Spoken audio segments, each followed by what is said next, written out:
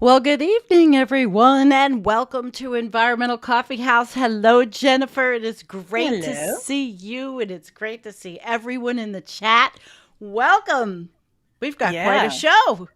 we do, Sandy. We We do. do. And you have put together a great show tonight. Thank you so much. It is Arctic night, guys. It's Arctic night. Yeah, it is. And it's a packed show. So, with no further ado, I'm just going to run through where we're going to go tonight so you all know.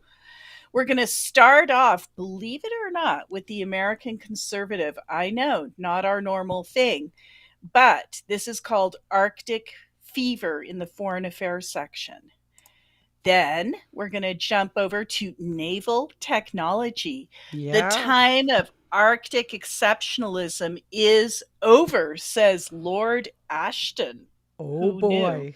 Oh, Lord no. Ashton. Well, I found out. Who Yeah. knew? hmm Yeah. And then we're going to jump over to SCMP, which I'm not South exactly sure China what Morning. that It's is. the It? South China Morning Post. Yeah. Oh, okay. Thank you. Yeah. China and Russia signed deal on maritime law enforcement as military buildup intensifies in the Arctic. And Yeah. as we all know, China and Russia are BFFs these days. Yeah. They are. They're Yeah, BFFs. finding that out. Yes, indeed. Then we're going to run over to the Barents Observer and read an article from our very good friend Tomas Nilsson. Russia's Coast Guard cooperation with China, see a trend here, is a big step, Arctic security expert says. Wow. Mm, mm. And then we're going to run over to a periodical. I don't think we've ever done anything from the Eureka Alert, but we're going to go over to the Eureka Alert, Mm-hmm. which is unusual. Swedish icebreaker Odin departs for Arctic expedition to study onset of melting season. And it's so funny that they call it Odin because that's Yeah. the Nordic god of something or other. Yes. It's pretty amazing. I know. And then we have something from Arctic.gov, Arctic research. Research is essential for understanding and addressing a rapidly changing Arctic.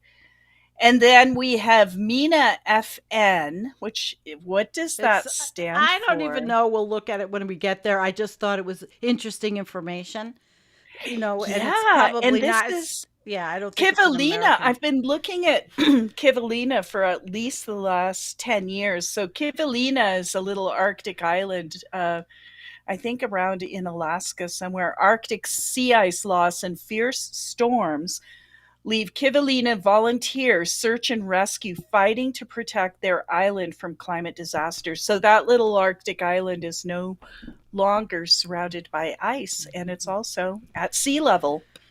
What Yeah, could go wrong? yeah. What could go wrong? Oh boy. Right. And then we're going to run over to Arctic today. Sweden launches research rocket, accidentally hits Norway. Oops. Oops. Don't know what could have happened.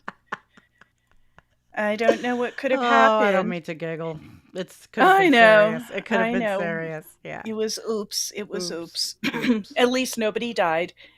And then we're just going to acknowledge one. But I thought this was such an interesting article. And if you guys can get a chance to read this, it's longer and we have so many articles, so we're not going to read it. But a heat shield for the most important ice on Earth. So interesting. And then we're going to end up with an article from Medium by Alan Urban, A new Collapse doomer. Ketchup. Yeah, Yeah, just Collapse found this Ketchup. So guy. he has a little retrospective Collapse Ketchup, Yep. which is a weekly newsletter. So there is where we're heading tonight, We Sandy. are headed to, yep, we've got the Yeah. first one. And well, I guess we will get started. This we decided tonight we were going to look at the conservative view of this Arctic situation. And Jennifer, were you going to do this? Oh, I forgot. Sorry. Were you going to do this one, or was I going to do this one? I can't hear you. Did I? I didn't mute you. No, it's Okay. me. Okay. You were going to go ahead and start off All with right. this, I All right. believe. So, anyway, this is from the American Conservative. And so, as I say, we are, we cover a lot of things under the environmental umbrella. So I decided that this would be an interesting one to look at and read. So here we go. Arctic Fever. A new book makes a strong case that Russia's Arctic policy does not present a growing geopolitical danger. Just came out. All right. So it's actually a book, but this is where we're not reading the whole book, obviously. Mhm. 224 pages. Vladimir Putin's approach to the Arctic has long been a source of worry and conjecture. In Red Arctic, Russian strategy under Putin, Elizabeth Buchanan, non-fellow resident at the Modern War Institute and first Sea Lord FVEY fellow, contends that Russia is not a growing geopolitical threat in the North, but instead seeks cooperation with the other members of the Arctic Five, the United States, Canada, Denmark, and Norway. Much of the media attention paid to the Arctic great game portrays Russia as an aggressor. And Buchanan notes how news outlets use clickbait titles to entice readers to read extreme and incorrect Arctic analysis. Hmm. Right? Hmm. I wonder what their point is. Buchanan, we're finding out, right? Buchanan Yeah. writes the misreading of Russian Arctic strategy has a lot to do with residual Cold War geopolitical storylines. Indeed, one of the most pervasive myths about the region north of the Arctic Circle is that countries are attempting to militarize and rule the area. Well, Buchanan refutes this. Maintaining conflict free Arctic transit routes, such as the Northern Sea Route, is crucial to delivering energy exports to Asian and European markets for Russia and the rest of the Arctic Five. The majority of the refurbished military outposts in the Arctic serve as dual use locations for local search and rescue operations.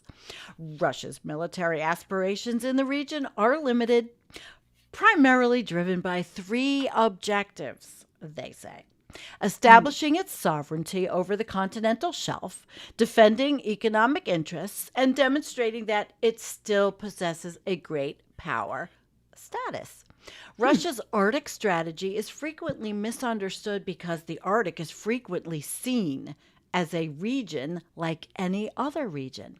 Buchanan contends that this is untrue, writing Moscow's cooperative approach to the Arctic and indeed the absence of conflict in Russia's Arctic agenda itself deviates from the way in which Russia views energy and uses it as a weapon elsewhere. A source from Russian government shared this opinion, saying, quote, Georgia, Ukraine, and the Arctic are all very separate areas of conduct. We have shown adherence to the UNCLOS in the Arctic, and we will continue to do so. Hmm. Russia has a cooperative past in the Arctic too, and we know that because we talked about all the scientists that all the countries were working with, right, Jet? Mhm. Yep, yep. Gorbachev advocated for establishment of the Northern Sea Route, a nuclear-free zone, limitations on naval military operations, cooperative resource development, coordinated scientific research, and environmental cooperation, among other things. Any attempt to apply Moscow's muscular foreign policy in the Middle East or Eastern Europe to the Arctic region is therefore likely to produce a strategic fog. My It God. is critical to recognize instead that much of Russia's activities in the Arctic is the legitimate business of governing. Rather than a desire for geopolitical dominance, Oh, Russia's no. Arctic strategy is driven by economic considerations. The Arctic region is thought to hold 20% of the world's untapped oil and gas reserves, and Russia is the largest producer of the world's natural gas. Other natural resources, such as fish and minerals, are also abundant in the area. Russia has substantial economic interests in the Arctic as a result, and an interest in supervising and managing them. As Buchanan notes, the Kremlin hopes to create a new Arctic economy focused on shipping, infrastructure, and resource extraction, all of which could create jobs and promote economic development in the country's northern regions. Additionally, as part of its commitment to safeguarding the region's ecosystem, Russia has taken action to encourage environmental cooperation in the Arctic. For instance, Russia has acted to decrease greenhouse gas emissions from its Arctic operations and accepted the Paris agreement on climate change. One aspect of Russia's Arctic strategy that often goes unnoticed is its focus on developing and expanding its infrastructure in the region. In recent years, Russia has invested heavily in building new ports, airports, and other logistical facilities to support its growing economic activity in the Arctic. For example, the port of Murmansk has been expanded and modernized to handle increased traffic from cargo ships and oil tankers, while new airports have been constructed to serve remote communities and facilitate the transportation of goods and people across that vast Arctic landscape. Furthermore, Russia has been investing in research and innovation in the Arctic. The country has a long history of Arctic exploration and has amassed a wealth of scientific knowledge about the region's unique ecosystems, climate, and geology. Today, Russia is home to numerous research institutions and universities that specialize in Arctic studies, and the country is actively promoting the development of new technologies and innovations to help it better understand and manage the challenges of operating in the harsh and remote environment. To be clear, there is still debate among experts as to whether Russia represents a military threat in the Arctic region. But according to the Swedish Defense Research Agency, Russia's buildup in the Arctic is primarily aimed at defending its borders and ensuring access to its natural resources. Furthermore, cooperation between Russia and other Arctic nations, such as the United States, has continued despite political tensions indicating a shared interest in maintaining stability in the region.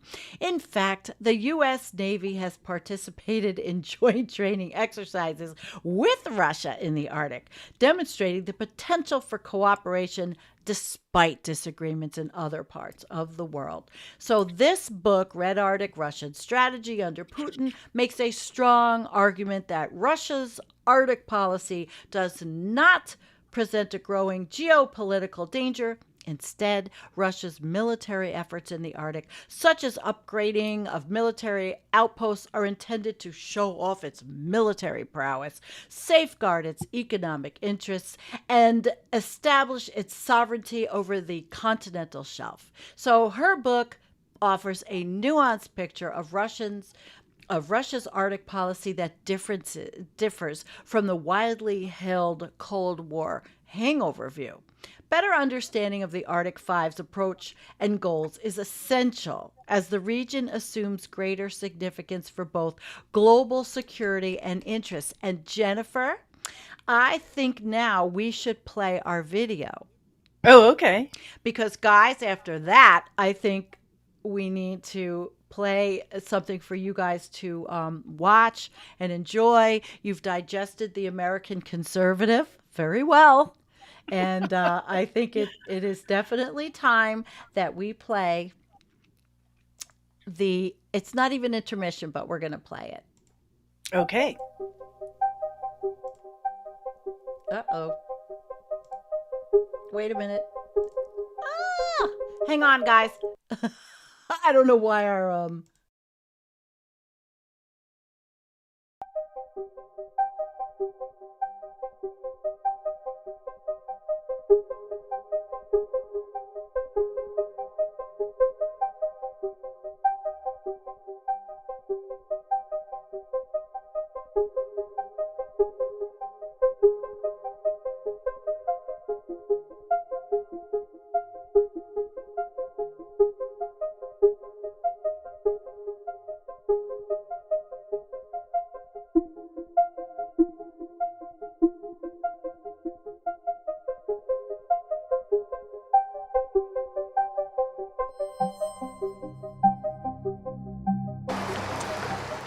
Ice in the Arctic is getting thinner by the day.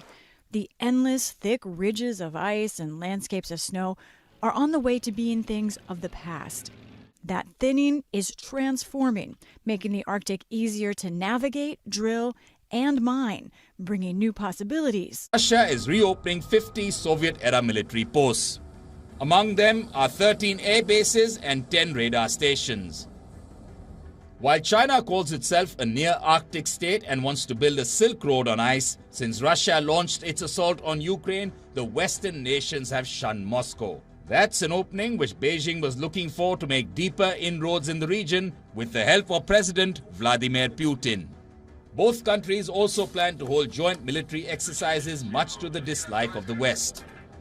I was in the Arctic last summer, and what struck me was the number of exploration sites, rare earth mining exploration sites that dotted the landscape. On one side of the Arctic sits Greenland, Canada, and the U.S. Add up their northernmost coastlines, and they still fall short of Russia's Arctic border of 15,000 miles, 53% of the Arctic frontier. And with Moscow's invasion of Ukraine, Russia is moving away from collaboration. The Russians have been a signatory to many international agreements on monitoring climate, weather, pollution, search and rescue, polar bear research, whale research, peatland ecology. And I find it really kind of tragic, that the geography of hope is now turning into the geography of despair. Arctic water routes appearing for the first time in recorded history could cut global shipping distances by over 4,000 miles. That's about 2 weeks of precious travel time. Claims of ownership and sovereignty are already being tested in these new open waters. For example, Canada claims jurisdiction over the Northwest Passage, but that ownership is challenged by the U.S. and others. What if China decides at some point that they're just going to test those waters and pass through? What is Canada going to do? For China, the Arctic is important because it's the leading shipper of goods, imports and exports in the world. And a passage through the Arctic from the Pacific Ocean to the Atlantic Ocean would be extremely useful to them if that were to open up. I think we are going to be looking at the map differently. There'll be more traffic. There'll be cruise ships going into the Arctic. More fishing will be there. And of course, you have this military competition occurring in a place where that never occurred before. The old Arctic ice pack stood and was relatively isolated for thousands upon thousands of years. But now a new Arctic is a modern flashpoint for the world's biggest struggles over resources and the future of the Earth itself. I believe that diplomacy should be the cornerstone of any foreign policy. And I can see Russia from my house.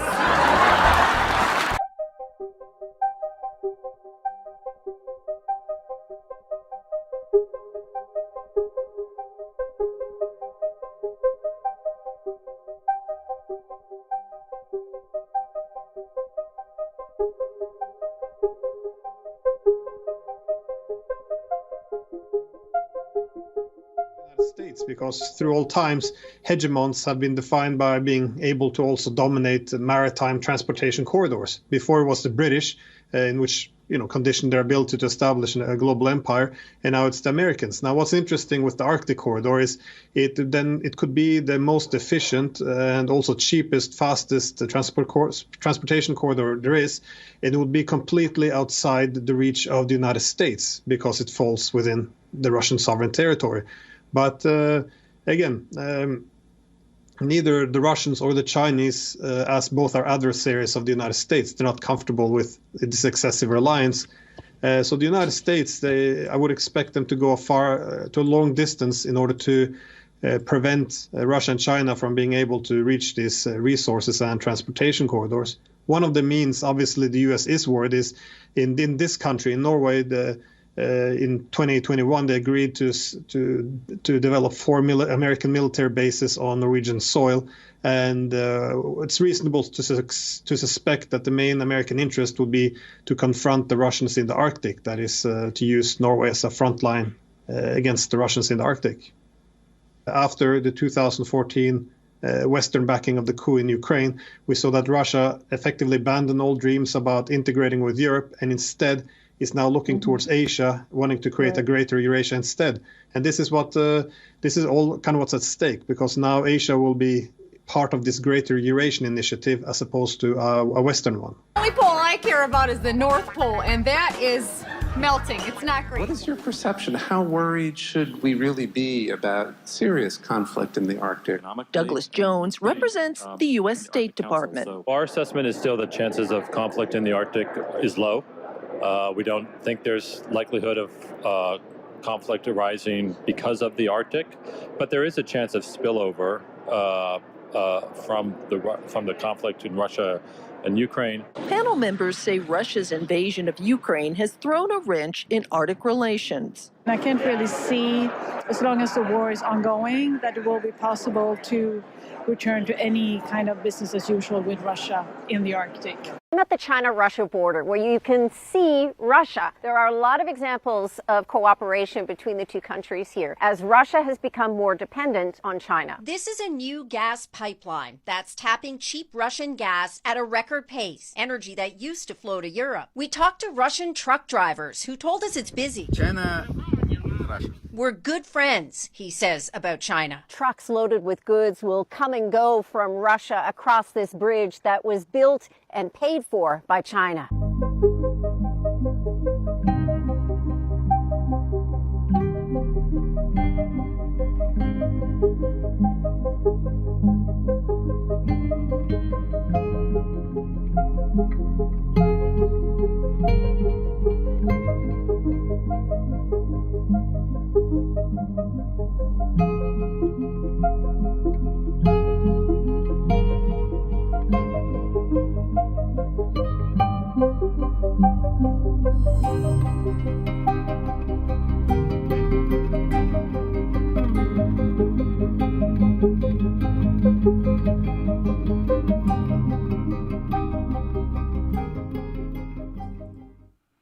Okay, well, I hope you guys enjoyed that and got something out of that compilation of news from different sources and a little humor.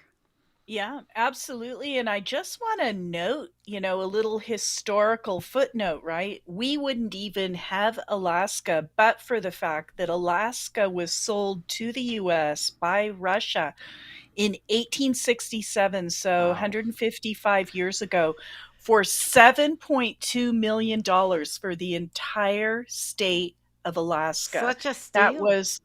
That was 2 cents an acre. So Alaska was sold to the United States from Russia for $7.2 million for 2 cents an acre. And this was in the aftermath of Russia's humiliating defeat at the hands of Britain, France, and the Ottoman Empire during the Crimean War. So this was something that happened, and hope that they enjoyed that $7.2 million. I bet they wish they had it back. Oh, I'm sure they do, but we have it and Jim lives there. That's right. That's right. That's right. All right, Jen. Well, would you like to take it away with the next one?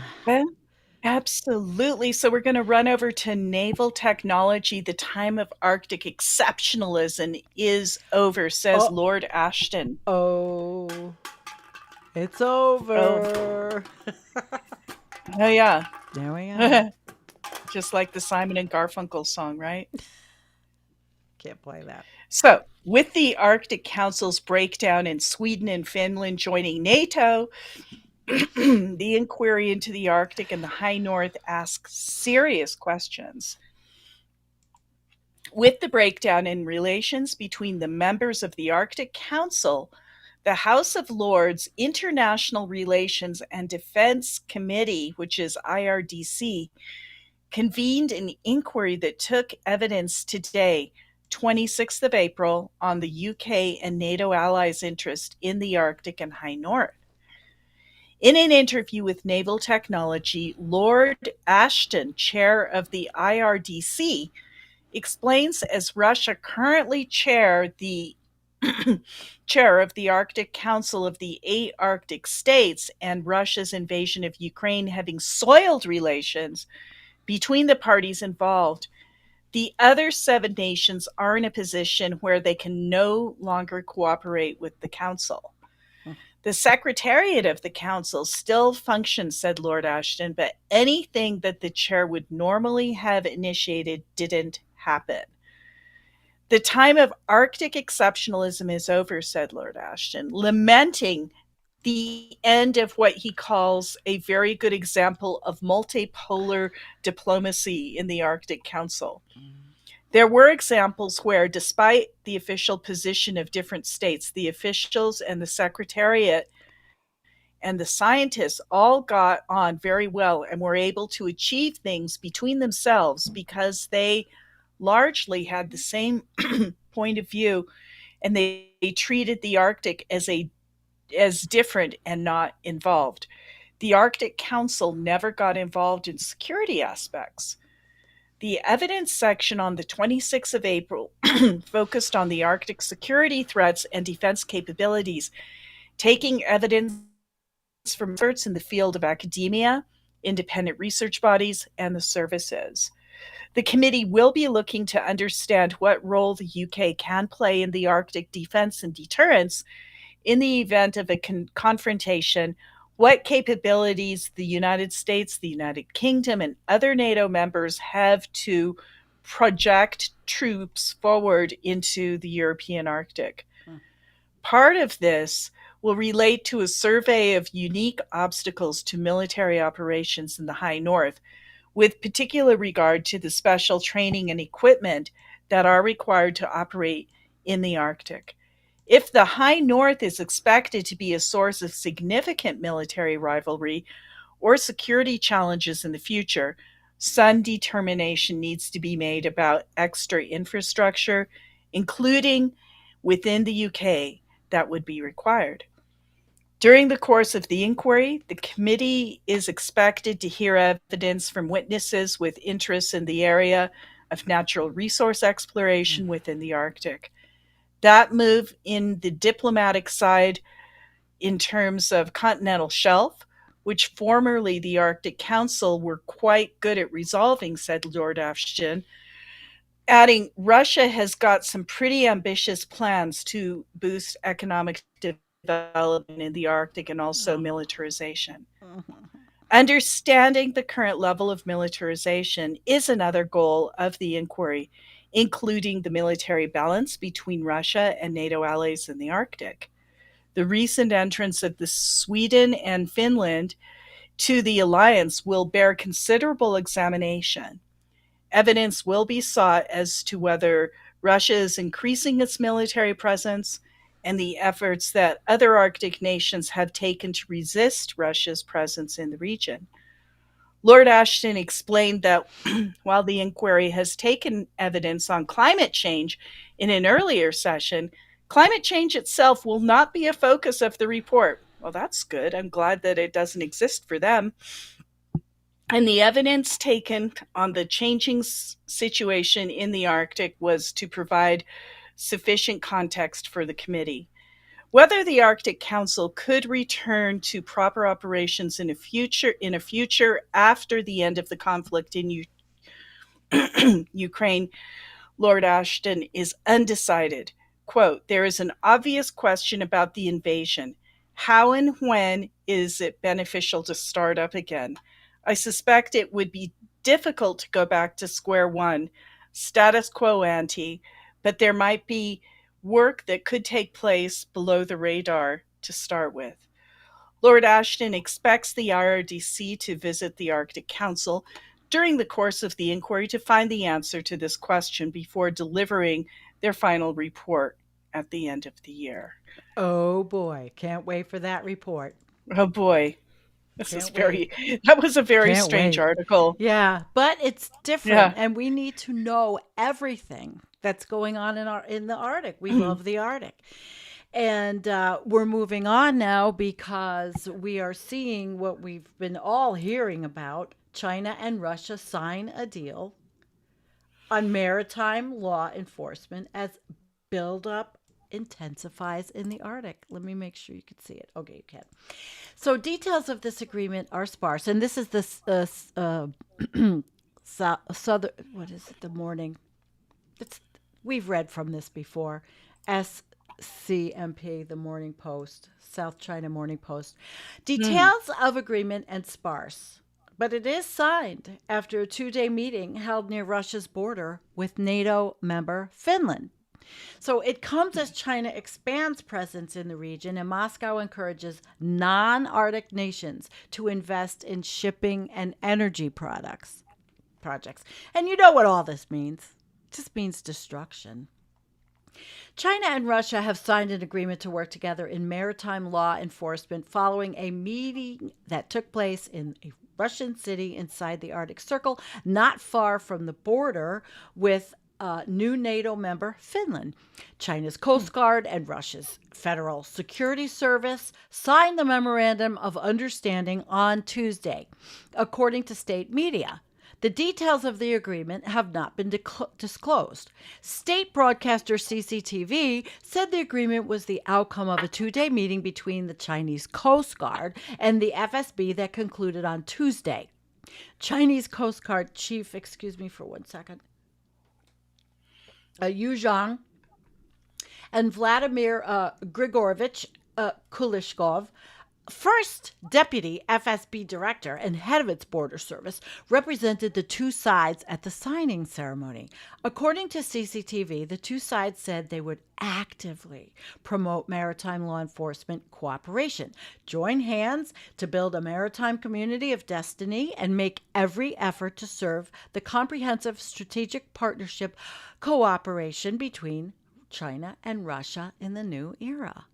The two sides said they would implement the consensus reached by President Xi Jinping and Russian President Vladimir Putin at their meetings. The two leaders described the ties between the countries as a no-limits partnership. That's interesting. In a joint statement signed in 2022. So they are a friendship with no limits. Yeah, they're BFFs. I told you. BFFs. They are BFFs. The Chinese delegation to the meeting also observed a Russian Arctic maritime exercise. The meeting took place in the city of Murmansk in northwestern Russia, located within the Arctic Circle and close to the Finnish border. The Arctic has seen an intense military buildup, with Finland becoming a member of NATO earlier this month and Sweden also in the running to join the Transatlantic Security Alliance. Russia conducted an Arctic rescue exercise earlier this month, organized by its emergency ministry, with participants from 9 unnamed African, Latin American, and Eurasian countries and observers from at least 13 countries. Russian naval forces also held large-scale military drills. To counter NATO, Russia has encouraged non-Arctic nations, including India, Iran, and Saudi Arabia, to expand their commercial presence in the region through investment in shipping routes, natural gas projects, power plants, and other projects. Oh, yes, we're just going to do this magical thinking in the Arctic and just get it done. So China, which has observer status in the Arctic Council, has also been increasing its presence in the region. China has the world's second biggest Coast Guard. It focuses on maritime law enforcement, including fishery patrols, ship inspection and policing, search and rescue, and anti-smuggling and anti-piracy operations. The Chinese and Russian militaries have conducted multiple joint exercises in recent years, including joint naval operations in the Pacific and the Sea of Japan.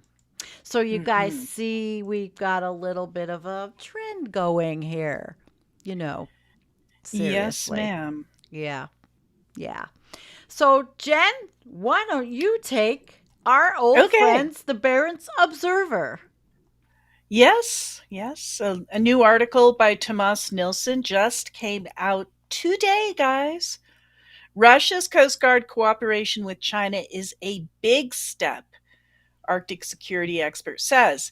Letting China in would be a big step in practical cooperation. It has a security element to it, says senior researcher Andreas Osthogen with something Friedrich Nansen Institute. Okay, good It's enough. okay. Good. China has been very visible in Murmansk this week. On Monday, a groundbreaking memorandum on extensive cooperation in Arctic waters was signed with FSB Coast Guard. The Chinese Coast Guard was then invited to observe the long planned Arctic Patrol 2023 maritime security exercise. On Thursday, Governor Andrei Chiblis met Chinese diplomats and discussed roadmap for increased business, shipbuilding, and Northern Sea route developments. Amid Ukraine war and halting cooperation with other 7 Arctic nations, Russia turns east for new partners. Opening the door for China is a significant geopolitical change. Cooperation on the Coast Guard tasks is both a concrete action and often seen as more harmless than military cooperation. The Coast Guard work is about protecting sovereign rights at sea, like fishing resources and access to oil and gas. Letting China in when it comes to fisheries inspections would be a big step in practical cooperation that has a security element to it. Government officials in Beijing have for years said China is a near Arctic state, but so far its presence up north has been limited to participating in conferences, annual research voyages, some investments in Russia's natural resource developments, and a few Asia-Europe shipments along the Northern Sea Route. China's Polar Silk Road project seems to be more wait and see, write researchers Frederic Lazare and Hervé Baudou in a report published this month about the consequences of the war in Ukraine in the Arctic. The report, however, underlines that China is readily credited with the great Arctic ambitions, but for now mainly focused on securing hydrocarbon supplies from Siberia. As previously reported by the Barents Observer, China has its own project on building nuclear-powered icebreaker. Barges for 2 additional floating nuclear power plants for the north coast of Siberia are currently under construction at a yard in China. There's a significant policy shift. The Russia-China memorandum signed in Murmansk opens for joint efforts to combat terrorism, illegal migration, fighting and smuggling of drugs and weapons, as well as stopping illegal fishing. The deal was signed by top leaders with FSB border guards and the Chinese Coast Guard. Quote, this testifies that Russia actively wants to invite China into the kind of tasks we have thought Russia would safeguard, said Andres Ossogen. He finds the new memorandum a significant shift in policy. We have thought that Russia is generally skeptical about letting China get too close in the Arctic, but the Ukraine war might have changed those calculations. The Arctic security expert notes that the future of China-Russia Arctic cooperation is difficult to predict, but he makes one comparison. Quote, this reminds me a bit of when my mother-in-law wants to stay with us for a couple of weeks until she finds something else. Oh my. Quote. Oh, funny. Fighting Arctic terrorism. For Russia, the exercise showcasing FSB border guards' maritime capabilities for the Chinese visitors wasn't aimed at fishery inspections in the Barents Sea. This was hardcore security, as previously drilled by strongman Raman Kadyrov, special, oh my God, these names, Rosa Graven. We're not Russian. Yeah. Forces in the Arctic, including the nuclear icebreaker base in Murmansk. That word I can say, Murmansk. The scenario was FSB fighting terrorists that had attacked Rosatomflot's nuclear transport ship in Rosita in Kola Bay. All the imports worked out during the practical maritime exercise confirmed the readiness of interdepartmental structures to solve problems in the waters of the Northern Sea Route. It is Rosatomflot that is in charge of Russia's Northern Sea Route Directorate. The state owned company is currently boosting the number of nuclear icebreakers and support infrastructure, key to President Putin's great Arctic ambitions. For neighboring Norway, FSB Coast Guard's a new cooperation with China could pose a challenge. Quote, although I think we are far away from seeing Chinese Coast Guard or naval vessels performing tasks in the Barents Sea, for Norway, that would entail a new security challenge and make cooperation with the Russian Coast Guard even more difficult. Norwegian-Russian Coast Guard cooperation in the Barents Sea is one of the very few areas of contact that has not been officially called off by Oslo after Russia's full-scale invasion of Ukraine last year. Shipbuilding and business boost? After his meeting on Thursday with China's Consul General in St. Petersburg, Ms. Wang Wenli, Governor Andrei Chibis said that there was an interest in developing shipbuilding in the Murmansk region. We agreed with Ms. Wang Wenli to work out additional areas of cooperation in a month and move to the implementation of the plans, Chibis wrote in a post. The governor said China is a promising market. Quote, over the past 4 years alone, the foreign turnover between the Murmansk region and China has grown 2.4 times. Also, the two also discussed how enterprises in the region could get a substitute import from China of products today sanctioned by the European Union, the United States, and other countries protesting Russia's brutal war in Ukraine. And that is that. All right. So we have pretty much covered our political overview of what's happening in the Arctic. And we are now going to move on, and we're going to move on to research. Okay? And we've got a couple of things, and I wanted to read from Eureka Alert because this is cool and I love the research. There's a new icebreaker, Odin, and it's departing for Arctic expedition to study onset of the melting season. So on April 28th, which is today, Odin departed from the Swedish port for research expedition called Art of Melt 2023 in the Arctic Ocean. The researchers will study arrival of spring in the Arctic and the beginning of the melting season. The weather is ultimately driven by temperature difference between the polar regions and the equator. As the Arctic warms up much faster than the rest of the world, the conditions for weather and climate across the entire northern hemisphere are changing.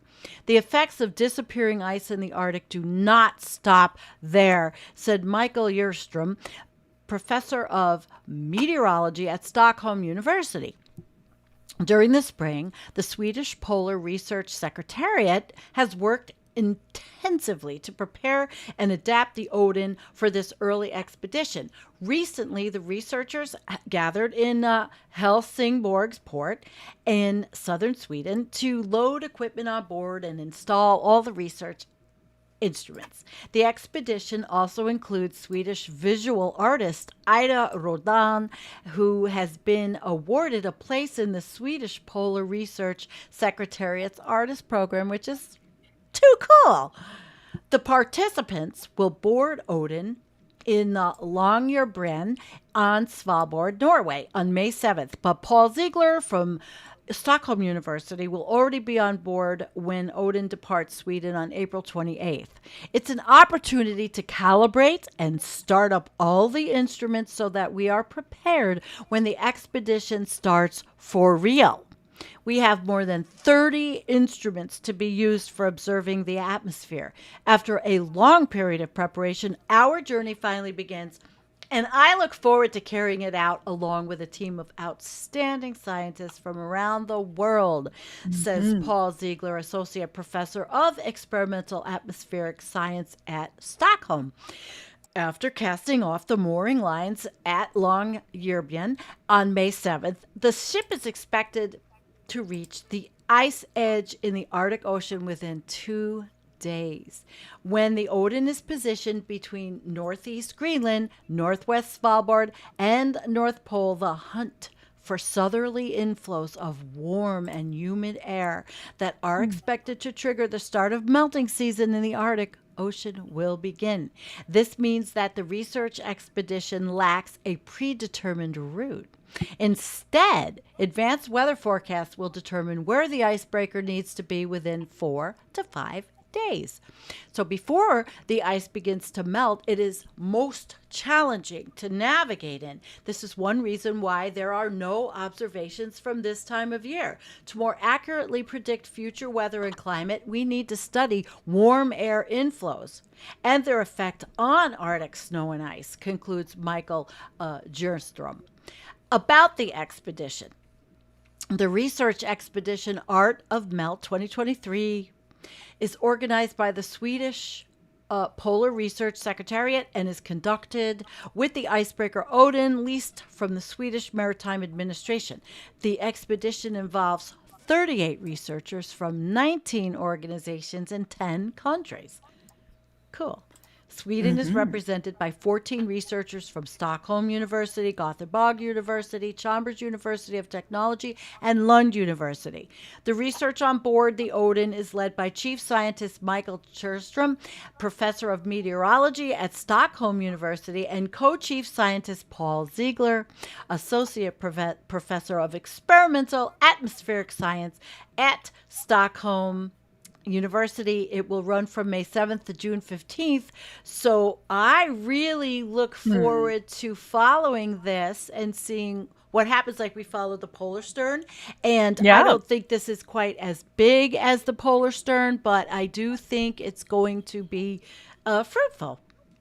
So what do you think, Jed?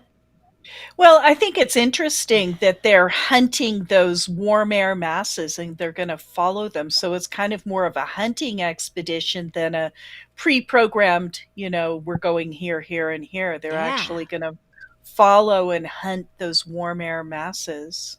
So I think it's going to give us some insight into that particular area. So we're going to move on a little. And what we're doing is now we're going to see, report on the goals and objectives for Arctic research from the U.S. Arctic Research Program Plan, United States of Arctic Research Commission. Now it's quite a detailed report, and it will be in the show notes. But what I specifically, I could show you the whole thing. It's very well done. But what I specifically wanted to talk about was the first goal, and that is what they're looking at: environmental risks and hazards. So the motivation is because of the risks from climate and geological hazards having enormous social and economic consequences. The urgency in addressing these risks in the Arctic is amplified by accelerated rate of environmental change. Recent reports suggest that the rates of atmospheric warming and of Western Arctic Ocean amplification may be as much as 2 to 3 times faster than the global average. Knowledge from the research in advance of disasters can be used to value and reduce vulnerability, help prevent or lessen effects. While continuing research to understand the physical basis of climate change, we must increase emphasis on responding to its impacts by focusing on risk reduction, attribution, sustainability, mitigation, scenario development. We must also reassess and act on risks of geologic hazards as modified by Arctic environmental change. So they go on and they talk about the recommendations and like expand, improve, and better coordinate Arctic monitoring of greenhouse gases, the CO2 and the CH4 emissions to curb the industrial leaks from Arctic oil and gas infrastructure while identifying and distinguishing the leaks from natural releases of gas, which is like the permafrost, the boreal forest, the tundra fires, and wetlands. So that's pretty interesting. And they want to evaluate and value opportunities to geologically sequester CO2 in depleted Arctic oil reserves. So good luck with that. So you'll see there's a lot in here, okay, and it's quite detailed. They have sea ice predictions. They will be talking about their geospatial data and maps, especially access to geographical data and maps is critical to decision making, risk reduction from tsunamis and landslides. So there's a lot in here. And, while we really can't do justice to this report, it's there. And a lot of people don't even know what's going on. People don't know, what is the United States Arctic Research Commission really doing? So it goes on to, there's a message from the chair. They have policy drivers and research priorities. It's very much like most reports that are done by scientific. They're not research papers per se. Arctic research, community health and well-being, infrastructure, impacts of Arctic warming, which we know we could take a quick look at. Local impacts, national impacts, wildfires, air pollution. So it's quite comprehensive. It is quite comprehensive. And I'll also be interested in understanding, and I'm sure Jennifer will, and all of you I know will be interested in wanting to know what's going on here. They will be talking about Arctic economics, research cooperation, cross-cutting theme is data and informatics, emerging topics, and even COVID-19 impacts and opportunities, even though I thought COVID was over, but they're still talking about it. So there you have that. And we thought it would be interesting to bring you this report, and it will be in the show notes so that you guys that want to and are interested in all of this like we are can share in it. Yeah, that's very interesting, Sandy, for sure. It's a very comprehensive report. I think it's about 24 pages all told, with lots of pictures, but yeah, very nice. Certainly worth a good look. I would say. So now we're going to turn to MENA FN. MENA FN, I don't know what that stands for. I found it. We can look really quick, but they have they cover a lot of different countries. I do think they are from the Middle East. Oh, yes, I can see that. They're a Middle Eastern periodical. Absolutely. I see their little Arabic GIF up there. Yeah. And so we try to cover the world, There you go. Yeah. Yeah. All right. So a lot of you are probably aware of this little island, Kivalina. So the Arctic sea ice loss and fierce storms leave Kivalina's volunteers search and rescue, fighting to protect their island from climate disasters. And this just out 2 days ago.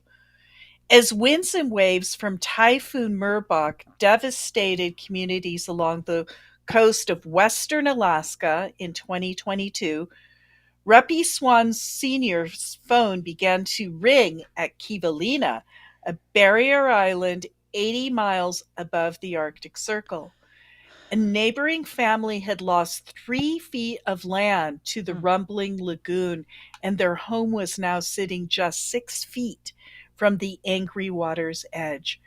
Ruppy called his brother Joe Swan Jr. and quickly slid into his insulated rain gear. As a volunteer first responder, Ruppy plans for emergencies like this. He and his wife, Dolly, had been patrolling the island for dangerous erosion every few hours during the storm.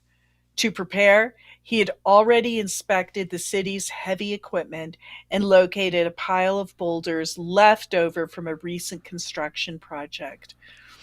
Working through the rain, Reppy delivered the boulders to the threatened home. With their cousin Carl Swan serving as spotter, Joe carefully arranged the boulders with a backhoe to stabilize the bank. It would hold at least until the storm subsided. Joe Swan Jr. and Carl Swan rushed to arrange boulders to protect a home from erosion during Typhoon Merbok. The corner of the home is visible on the right. With protective sea ice declining and warming Pacific waters supercharging fall storms in the Beijing and Chukchi seas, Alaska Native villages like Kivalina are experiencing growing risks to coastal livelihoods and critical infrastructure, including runways. Reppy's efforts reflect the challenges many frontline communities face as they struggle with the effects of climate change. Dealing with the disasters has become normal. Indigenous governments, nonprofits, hunters, and first responders from Inupiaq, Yupik, and Unigan communities across Alaska have long been preparing for today's climate hazards. They have created initiatives from coastal monitoring to relocation and planning, yet state and federal support programs are underfunded and poorly structured for the scale of today's challenges. Kivalina, an Inupiaq community of 500 people, has been dealing with climate-fueled erosion and flooding for decades. Nearly 20 years ago, it was one of 4 villages the U.S. government determined to be facing imminent danger. In 2009, 27 additional villages were added to the list. I remember this. Yeah. Yeah. Reppy Joe and scores of other volunteers in Kivalina have improvised seawalls with everything from sandbags to sheets of metal cut from the chassis of abandoned fuel plane. Wow, they're really desperate. It's like, get anything and cut it up and throw it in the sea and try and stabilize this so your house doesn't fall in. Oh my gosh. Yeah. For Reppy Swan Jr., president of Kivalina's Volunteer Search and Rescue, responding to disasters has become a normal part of everyday life. Kurt Koenig, as I don't know why it just says Kurt Koenig, as a field officer during such incidents, Reppy reflects on how difficult it is to send anyone into harm's way, whether to search for a lost hunter or to save homes and infrastructure. He remembers one storm in which he put a lifeline on his volunteers as they tried to bolster the shoreline. That was the hardest thing I had to do, Reppy recalls, because one of my guys had to stay down there and tie each super sack together.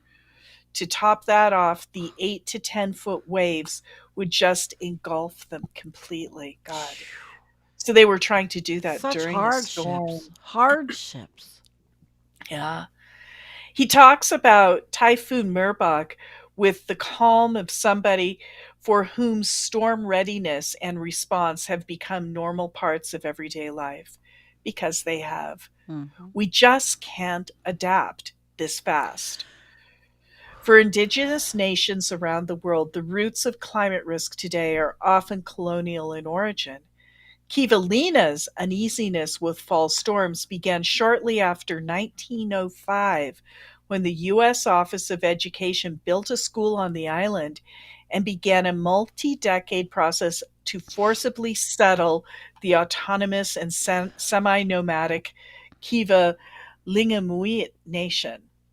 In 1981, after decades of deliberation, Kivalina's municipal government initiated relocation planning as a means to gain running water and sewer services to alleviate overcrowding. It was an attempt, as the elder Joe Swan Sr. puts it, to gain breathing room. So they're just doing it real time, just trying to react, so that future generations might flourish. However, planning stalled in 2008 because of a disagreement between traditional knowledge holders in Kivalina and the U.S. Army Corps of Engineers over the suitability of the community's chosen site. Kivalina's relocation has now come to be framed as a response to climate change, but the initial needs that drove relocation planning still remain. Colleen Swan has been involved in disaster response for decades and has seen an increase in the damage to her island home. Joe Radel, I guess that these things are just sort of interspersed. We're an adaptable people, Colleen Swan, Kivalina's city administrator, told me when I first started my doctoral studies 12 years ago. But since 2004, we can't adapt this fast.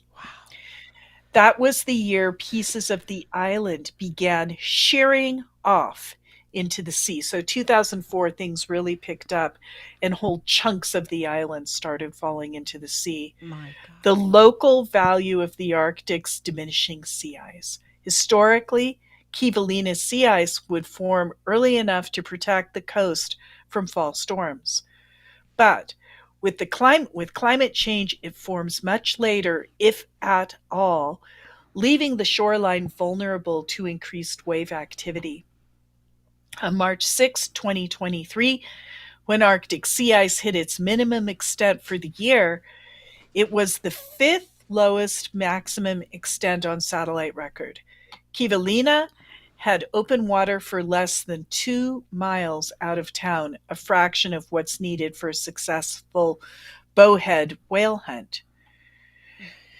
During the winter, sea ice protects the island from erosion, but Arctic ice is diminishing. In 2008, Colleen was among local leaders who initiated landmark climate justice lawsuit, Kivalina versus ExxonMobil. Oh, interesting. The community sought up to $400 million in restitution from the 24 largest greenhouse gas emitters in the U.S., companies whose profits are driving climate change. That would have been enough to cover the cost of comprehensive village relocation.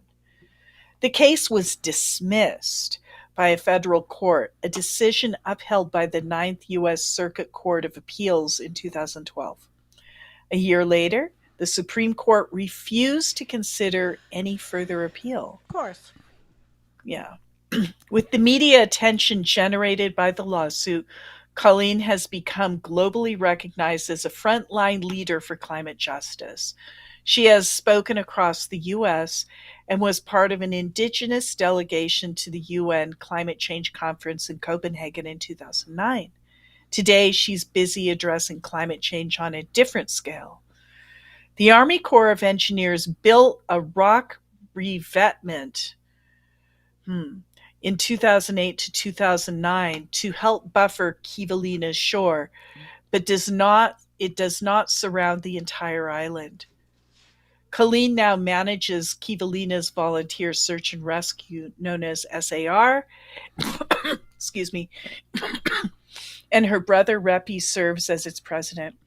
Kivalina SAR is an association of hunters and first responders that plays a crucial role in community safety, coastal resilience, and hunter support. Great people. But climate change has changed the nature of the organization. Quote, in the past, search and rescue looked for people who were lost or late returning from a hunt. But with late freeze up, thin ice, and melting permafrost, she explains, we're spending more time helping people because of changes to environmental conditions. Though fundraising, capacity building, and strategic partnerships, through fundraising, capacity building, and strategic partnerships, Colleen is building up SAR to respond to new hazards as it faces a rapidly changing environment. From 2008 to 2009, the Army Corps of Engineers constructed 1,600 feet of a planned 2,000-foot rock revetment wall to protect the island. These partial protections, built when funds were available, have been effective, but they leave critical infrastructure and lagoon-side homes exposed, as Typhoon Merbok made clear. As Repi tells me, we're always going to have erosion. When erosion from fall storms threatened the airport runway in 2019, city leaders made the difficult decision to redeploy boulders from the existing rock revetments. They don't even have enough rocks. They're taking rocks and moving them to other places. Wow. Yeah. Where the rock revetment ends, homes and infrastructure face a high risk of erosion during storms. During Typhoon Merbok, volunteers gathered a new pile of boulders to try and protect the homes. Without comprehensive planning and funding, key segments of the community remain at risk. Kivalina's first responders must remain vigilant. After 10 years of lobbying state and federal agencies, Kivalina's tribal and city council secured an 8-mile evacuation road to Kisimugutuk Hill that opened in November of 2020, with the state of Alaska compelled by a lawsuit to remedy its systemic underfunding of Alaska's native schools. The Northwest Arctic Bureau District joined the project, opening a new school in Kisimugutuk Hill in November of 2022. Yet, these achievements have also brought new concerns, and Repi and Colleen are preparing their volunteers to respond to other types of problems, such as road accidents and stranded vehicles. Since Kivalina's Search and Rescue purchased its first truck in the summer of 2021, Repi has made regular patrols to study every bend of the poorly lit and steeply pitched road, often through blowing snow. When Kivalina's children began riding a school bus for the first time, he followed close behind, up and back 3 times a day, just in case. Wow. Dang. So even that school bus could fall into the ocean. Oh, jeez. Yeah. At times this winter, Kivalina's school bus has been without a certified driver or sidelined with mechanical issues. When the transportation burden falls on individual families, those without a vehicle or unable to afford the high cost of fuel are missing school outright. Lacking adequate snow removal equipment, heavy snow and high wind kept Kivalina's school closed the entire month of March. You can't even... In Alaska, they don't have good snow removal equipment. Well, maybe not in indigenous communities. They probably Right, do in that's Fairbanks. true. Yeah, that's true. While Kivalina, like many other indigenous communities, has been clear about its climate adaptation priorities, support from federal and international institutions has been limited. The Biden administration recently made $115 million available to help 11 indigenous communities with relocation, but the Army Corps estimated Kivalina alone would need $250 million to $400 million. Kivalina wasn't on the list. The list of Ooh, climate that hurts. refugees. They That are hurts. climate change refugees. Yeah, it hurts. Indigenous coastal communities bear a disproportionate amount of risk from climate change, and the costs of adaptation often go uncompensated. With comprehensive investment in local priorities, from planning to infrastructure to capacity building, organizations like Kivalina Search and Rescue will continue to fill a critical gap, performing the invisible labor of climate adaptation. That's tough stuff. Yeah, I really liked We're it though because Kivalina. to learn about these communities and how they are affected, and we Yeah. don't hear these things, we just don't. And so I Yeah. thought this was important, and I was really glad that it was done. Absolutely. All right, we're going to segue quickly because we All have right. the this ain't Elon Musk article. Sweden launches the rocket, accidentally hits Norway. I mean, it's just look at the title. Accidentally hits Norway. Oh my God. Whoops. Whoops. So, a research rocket launched by Sweden Space Corporation early on Monday from Esrange Space Center in northern Sweden malfunctioned and landed 15 kilometers inside neighboring Norway. The rocket reached an altitude of 250 kilometers where experiments were carried out in zero gravity, the agency said in a statement. It landed in the mountains at 1,000 meters altitude and 10 kilometers from the closest settlement. Philip Olsen, he said. So there are routines in place when things go wrong, and we inform both Swedish and Norwegian governments and other actors, he said. Work on retrieving the payload is underway, and an investigation is being launched to determine the technical details behind the unplanned flight path. You think? I like the way they say that. The unplanned flight path. That's like the unscheduled quick demolition or whatever they called when God. Elon's rocket exploded. Yeah, and the Norwegians authorities they take any unauthorized activity on the Norwegian side of the border very seriously, a spokesperson said. So in event of any border violation, those responsible should immediately inform the relevant Norwegian authorities, which included the foreign ministry through the right channels. The ministry had not received a formal notification of the incident from Sweden. God. Oops. So oops. This is a big Sorry oops. about the rocket. I don't know. Do I have a? I don't know. Do I have a sound effect? Oops. I have broken ice. I don't know. I landed broke ice. Worked on the Norwegian territory to salvage the record. Also required prior consent. So they'll pick it up. There you go. So we thought that was kind of funny, but. The only other next one was we are not going to read. It's too long. We are already an hour and 13. But Jennifer just is going to tell you about it really quickly. Right. No, I did read this one. This is from the New Yorker, a heat shield for the most important ice on Earth. And it's so interesting. Net. They have discovered that there are these glass, I guess, are they hollow glass beads? I'm not sure. Tiny bubbles, tiny bubbles. Yeah. Tiny bubbles. But they basically sprinkle them all over whatever ice that they don't want to melt. You have to have ice. You can't put it in water. It's not going to work. But if you have ice, you can preserve it by sprinkling these tiny glass bubbles all over. And apparently they do not hurt wildlife. They are made of sand, essentially. So it's not like, if the birds or whatever eat them, it's not like eating plastic, which is bad. And they actually really work. And there's a picture there. If you can see that picture, the aerial view of the glass bubble covered ice, Sandy, and the bare ice. This is the lake, and they divided the lake in half, and half the lake they covered with these little glass bubbles, and half they didn't. And you can see that it really does preserve the ice. It increases the albedo tremendously, and it reflects the light away from the ice. And it's actually, if the ice is covered with soot, it's good to put it on top of it. But the thing is, this is an annual sort of spreading.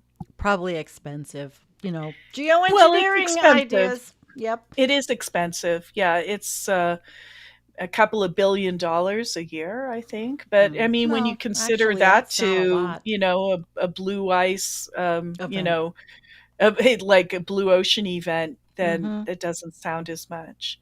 So anyway, this is yet another geoengineering solution that people are looking at to try and hold on to the Arctic sea ice or any ice a little bit longer. Yeah.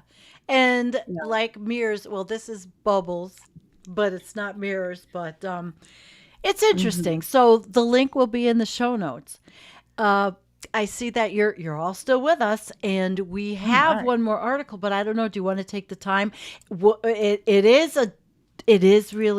not an Arctic article. It is a person I found in Medium, and it kind of encapsulates everything crazy that's going on. And I don't know, Jen, I think everybody might want you to read that.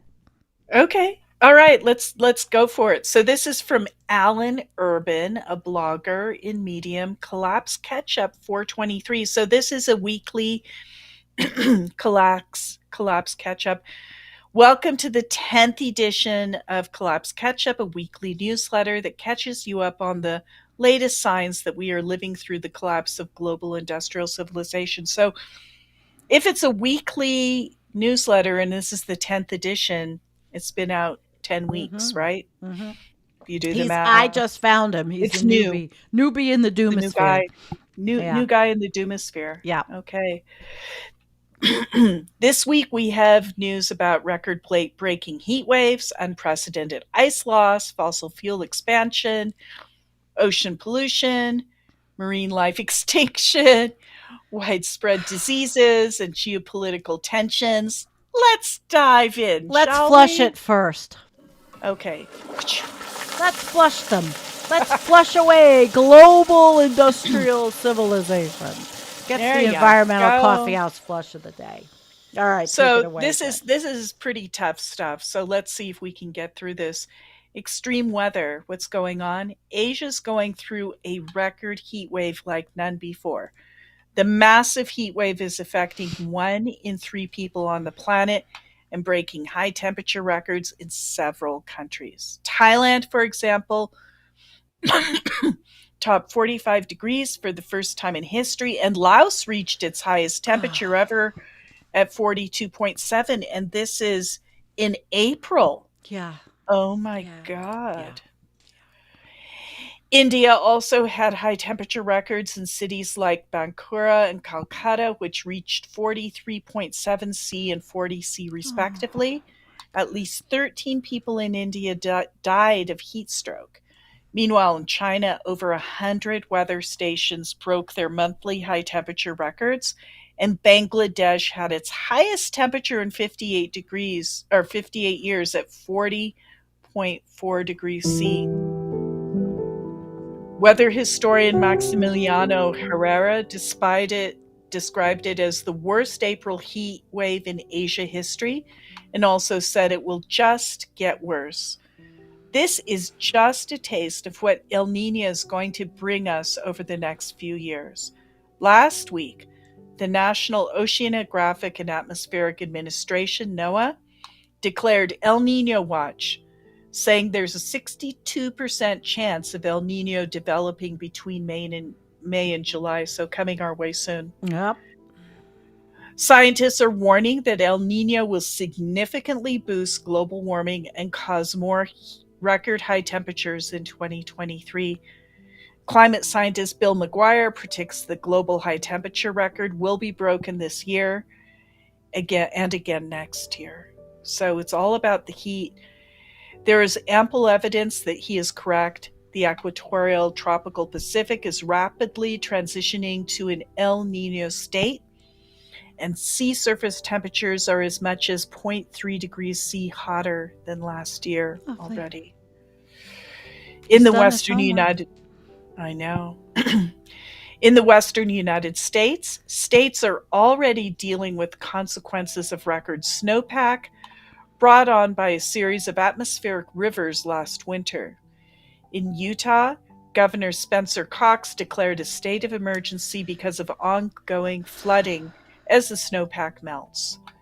And in California, farmers are losing crops and cattle as Tulare Lake, which has been dry for decades, overflows into the surrounding areas as temperature rises. The flooding is going to get much worse. Climate crisis. One of the main consequences of extreme weather brought about by climate change is lower crop yields. It's already beginning. Right now, rice production is about to have its largest shortfall in 2 decades. This is the result of heavy flooding across China and Pakistan last year, and it's likely to get worse. According to this study, rice has the highest probability of simultaneous crop losses during an El Nino event.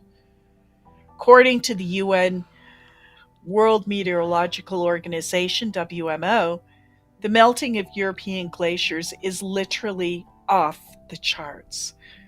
And it's not just European glaciers. Greenland is seeing unprecedented ice loss, and the Antarctic ice sheets are melting 3 times faster than they were 30 years ago. Wow, so 1990, 3 times faster than 1990 in Greenland. At this point, the accelerating melt of the ice sheets is unmistakable, causing sea levels to rise faster than ever in recorded history. Currently, sea levels are rising twice as fast as they were in the 1990s and will cause catastrophic coastal flooding in the coming decades. In a press conference, WMO Chief Petteri Tala says that when it comes to glacier melting and sea level rise, we have already lost. Wow. Yeah. He says that extreme weather may continue until the 2060s, independent of our success in climate mitigation. So you read between the lines, and what that says for the next 40 years, no matter what we do, it's going to get worse. Very little climate mitigation is being done anyway. The G7 recently vowed to hasten the shift to renewable energy, but there's a big difference between vows and actions. They couldn't even agree on a timetable to phase out coal, the use of which continues to rise.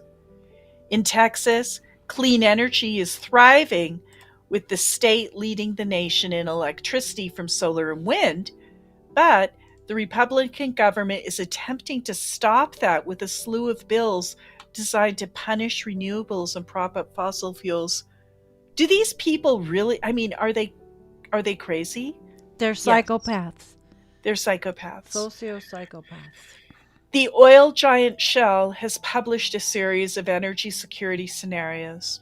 Interestingly, the data shows that to keep temperatures below 1.5 degrees C, climate goal, the fossil fuel growth would have to end immediately. Okay.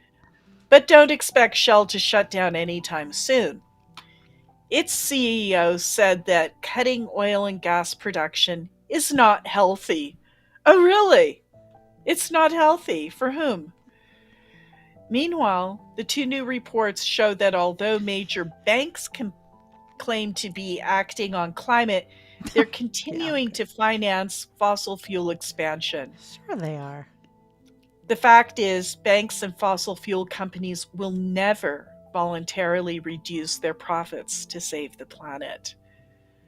Only governments can force them to do the right thing, and nobody's going to do that either. No, doubt that.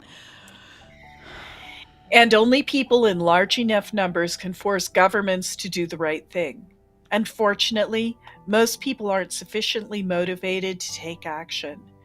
Part of this is due to a new type of climate delay being pushed in the mainstream media. He's knocking it out of the ballpark here, Jen. Wow. According to a study published in the Communications, Earth and Environment, the groups who oppose acting on climate change are using the new tactic called response skepticism. Rather than denying climate change, which is getting very difficult to do, they're complaining about the economic cost and personal sacrifices that would be necessary to stop it. Wow.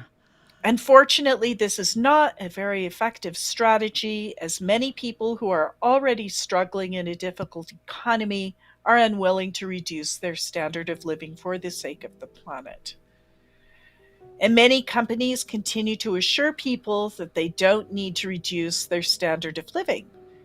Instead, they just need to start using more green technology like electric vehicles, and it looks like the electric vehicle market is going to expand rapidly in the 2020s.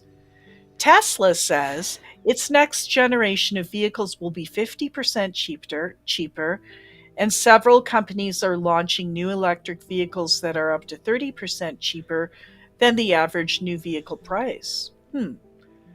Meanwhile, the world's largest battery maker has announced a major breakthrough that will allow them to create batteries with twice as much energy.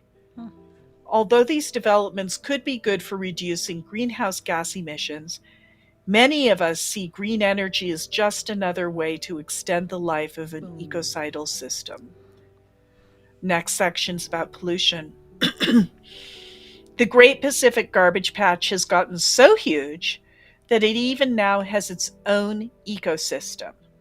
According to a study published in Nature, Ecology, and Evolution, dozens of species of coastal creatures have been able to survive and reproduce on the 620,000 square mile patch of garbage. Pollution in the ocean has gotten so bad that it's reaching deep into the ocean trenches. According to a study published in Nature Communication, researchers have detected PCB chemicals at the bottom of the Atacama Trench off the coast of South America. PCBs were banned worldwide in the 1980s, yet researchers found them in every sediment sample they took. All this pollution is affecting marine animals of all kinds. For example, dolphins off the coast of Japan contain mercury that is 100 times the safe level for human consumption. We can only imagine the number of sea creatures that are getting sick and dying from mercury and other toxic chemicals. Air pollution continues to get worse all around the world. In Thailand, about 2.4 million people have sought treatment for medical problems linked to air pollution since the start of the year. Currently, air pollution is responsible for about 1 in 5 deaths worldwide. Wow. Yeah. Biodiversity. Scientists continue to warn that our planet is in the midst of the sixth mass extinction as Earth's wildlife run out of places to live. A biologist, Paul Ehrlich, explained, to maintain a middle-class American lifestyle for everyone on the planet, we would need 5 Earths. So, until the global economy starts shrinking, the sixth mass extinction will only accelerate. And in fact, it will likely accelerate even if the economy starts shrinking, as current greenhouse gas levels could eventually lead to as much as 10 C of warming over the next few centuries. As the oceans warm, marine life is facing an extinction not seen since the end of the dinosaurs. The consequences will be devastating. Humans benefit from ocean life in ways that most people know nothing about. For example, a new study published in Nature Communications explains how kelp forests provide hundreds of billions of dollars in value through fisheries, nutrient cycling, and carbon removal. Another part of Earth's system that is far more valuable than most people realize are the tropical forests, which help to sequester carbon and provide rain. Unfortunately, huge swaths of the Amazon are being clear-cut to make way for crops and cattle. According to a report in the Energy Transitions Commission, it will cost at least $130 billion per year to protect most at-risk areas. Next section is about disease. Top scientists in the United Kingdom are warning that another pandemic is inevitable and the UK is not ready. Sir John Bell, a leading immunologist, says UK needs to build more resilient healthcare system. Instead, the NHS is falling apart and completely unprepared for the next pandemic. One of the most likely causes of the next pandemic is bird flu, H5N1, which has been decimating animal populations around the world. Recently, more than 3,300 sea lions in Chile died from bird flu. Scientists in Chile also found 2 dolphins infected with bird flu. One of the latest outbreaks of bird flu is in Montana, where 80,000 birds have been culled. Officials are warning people to keep themselves and their pets away from dead birds. The more humans get affected with bird flu, the more likely it evolves in a way that will allow it to spread from human to human. Next section is about economy. Despite unemployment being at its lowest levels in over 50 years, most Americans are still unhappy with the economy. because most jobs don't pay enough for people to save anything. New research from Federal Reserve shows that 1 in 4 Americans have no savings at all. Wow. Meanwhile, the economy is showing more signs that a recession is near. One field where workers are particularly unhappy is nursing. According to a study from the National Council of State Board of Nursing, about 100,000 nurses left the workforce due to the pandemic, and another 600,000 are considering leaving by 2027. Jesus, don't get sick. This is causing a national healthcare crisis that will only get worse until something is done to encourage nurses to keep their jobs. Oh my gosh. I know. And we already, Geopolitics. yeah, we've done all this. I don't even think you have to read this one. Yeah, I don't think we have to read No, the that was the geopolitics. whole thing. Let's just read the conclusion. Conclusion. That's all for this week. Great. Let me know if I missed anything or if you have any feedback. Wow. So there you go. There you go. That was a pretty pretty heavy duty ending. Well, it's depressing, but it's what it is. It is what we've been, we talk about, Jennifer. And well, I think for the most part, we covered everything we wanted to. I think so. I think we did. Yeah. How you guys doing out there? We didn't really have a lot of time to put comments, but I'll do real quick. Hello, Tim. Hello, Chris Spavins and Channel Warhorse, Gary Hoover, Rollins Switch, Patty P, Astrologer, Climate Witness, Steve Angelical, Bill R, Obsolete Optics, Going South, Patty P, Val Danny, Scott Andrews, all of you, anybody, Book Herman, anybody I left out. And thank you, Kim, for moderating. And the other moderators who I forget, who I've given a wrench to. Humpty Dumpty Tribe, hello. It is great to see everybody. Thank you for coming. All right. Jennifer, thank you so much, guys. You do the end. It's been a particularly sad and confusing show.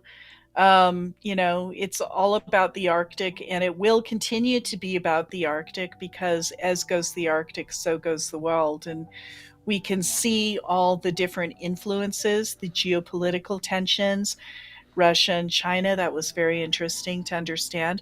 But in the midst of all this, El Nino is raising its head, and it's going to get much, much hotter even than it has been before. And, it's a predicament. We're in a predicament, and that's the way it is. Make the best of every day. Grow your vegetables, everybody.